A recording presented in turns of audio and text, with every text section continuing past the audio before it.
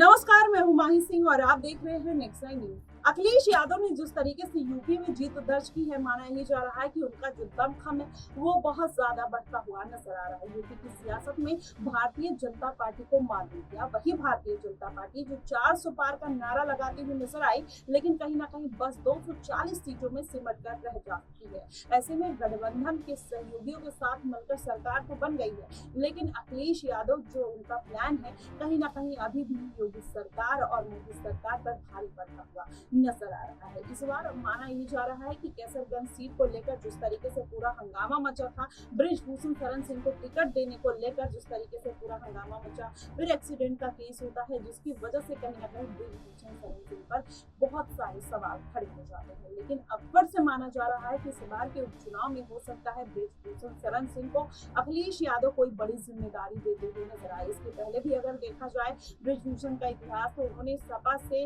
वो एक बार सांसद रह चुके हैं, उसके बाद वो भारतीय जनता पार्टी में शामिल हो जाते हैं। लेकिन इस बार भारतीय जनता पार्टी ने बृजभूषण को महिला पहलवानों के आरोपों में कहीं ना कहीं दरकिनार कर दिया, उनके बेटे को टिकट दिया और उनके बेटे ने जीत दर्ज की। लेकिन अब ऐसा माना जा रहा है कि हो सकता है कि आने वाले दिनों में बृजभूषण शरण सिंह अखिलेश यादव का रुख कर सकते हैं और इन 10 सीटों पर हो सकता है कि बृजभूषण शरण सिंह को चुनाव लड़ाया जाए। ऐसे में अब अगर पूरा समीकरण समझा जाए तो अखिलेश यादव कहीं ना कहीं अभी ये सीटें कहीं ना कहीं साधने का पूरा प्रयास कर रहे हैं। 10 सीटों के लिए उन्होंने एक बैठक बुलाई।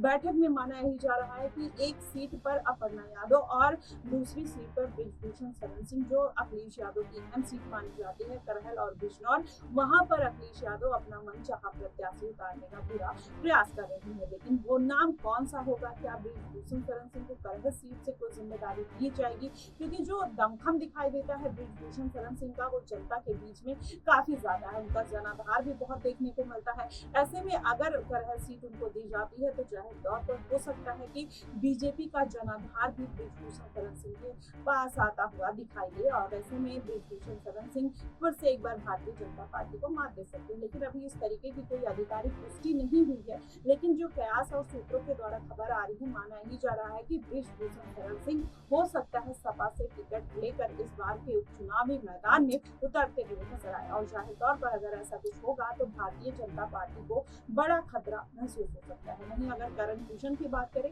करण भूषण ने जीत तो दर्ज की, लेकिन इसके बाद जो 4 बच्चों का एक्सीडेंट हुआ उनके हाथों से, ऐसा माना जा रहा है कि अब करण भूषण सिंह भी कहीं ना कहीं भारतीय जनता पार्टी की नजरों से उतरते हुए नजर आए हैं। जीत तो दर्ज कर ली है, इसलिए भारतीय जनता पार्टी ने उनको कहीं ना कहीं अब दरकिनार कर दिया है। ऐसे में अब बृजभूषण शरण सिंह अपनी एक पार्टी की तलाश में है। वैसे वो ऑप्शन कहीं ना कहीं अखिलेश यादव हो सकते हैं। यूपी में अगर पूरा देखा जाए तो योगी आदित्यनाथ से बृजभूषण शरण सिंह के जो रिश्ते हैं वो बेहद खराब नजर आते हैं। ऐसे में अखिलेश यादव दूसरी कड़ी के रूप में सामने आ सकते हैं और हो सकता है गठबंधन पर आने वाले दिनों में बड़ी मुहर लगती हुई नजर आए। अगर ऐसा कुछ होगा तो जाहिर तौर पर इसका जो फायदा होगा अखिलेश यादव की पार्टी को होगा और भारतीय जनता पार्टी को बड़ा खतरा हो सकता है। आपको क्या लगता है कि बृजभूषण शरण सिंह वाकई में अखिलेश यादव के साथ आना पसंद करेंगे या भारतीय जनता पार्टी के साथ ही वो रहकर काम करते हुए नजर आएंगे? आप हमें कमेंट बॉक्स में जरूर बताइएगा। फिलहाल के लिए बस इतना ही। देश और दुनिया की तमाम खबरों के लिए